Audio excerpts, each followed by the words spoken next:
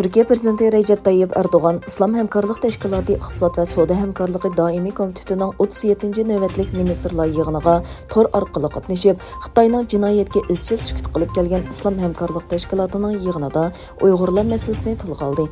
Erdoğan so'zining oxirida Uyg'urlar haqida to'xtalib, biz Xitoyning Sharqiy Turkiston avtonom rayonidagi Uyg'ur turklari va boshqa oz sonli musulmonlarning ahvolini nihoyat diqqat bilan ko'zlayapmiz.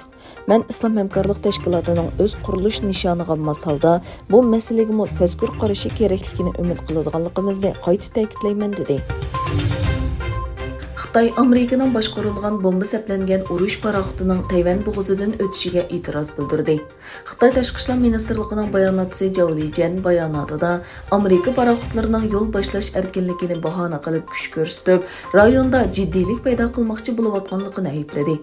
Egilinishcha, Amerikaning boshqarilgan bomba saplangan USS Milius nomli urush paraxoti tunugun Tayvan bo'g'ozidan o'tgan. Arab Birleşme Xalifaligi Turkiyaga mablag' solish uchun 10 milliard dollar ajratdi.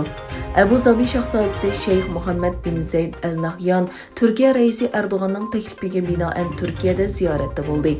Ziyorat jarayonida Turkiyaga bevosita mablag' solishni o'z ichiga olgan bir qator kelishimlar imzolandi. Yer shari vaqt gezitining xabariga qaraganda, Xitoy o'zining neft zapasini ichib, Amerikaning neft bahosining tez suratda o'rlishi va pul paxolligi andishisini bartaraf qilishga yordam beralayotgan. Ammo Amerika o'z navbatida Xitoy bilan bo'lgan munosabatni yaxshilashga chin ko'nglidan tirishishi kerak ekan. Amerika prezidenti Joe Biden neft bahosini tuvanlatish uchun 50 million ton strategik neft zapasi ishlatilganligini e'lon qilgan edi. Xitoy dağlıq şəxslərinin ictimai aloqa to'rida mol turmush usuli va boyligini namoyon qilishni chekladi. Xitoy to'r boshqarish idorasining bayonotida cho'lponlar va mastonalar klubiga tava hisoblarning cho'qim ommaviy tartib va adab-axloq qoidasiga amal qilishi kerakligi o'tirib qo'yilgan. Angliya bo'g'ozi orqali Fransiyadan Angliyaga o'tmoqchi bo'lgan qonunsiz ko'chmanlarni elib mangan kemaning ko'chib ketishi natijasida kam deganda 27 ko'chman hayotidan ayrildi. Fransiya Ichki ishlar ministrligining bayonotida ko'chmanlarning ingliz bo'g'ozi orqali Fransiyaning Calais shahrida kema bilan Angliyaga bormoqchi bo'lganligi o'tirib qo'yilgan.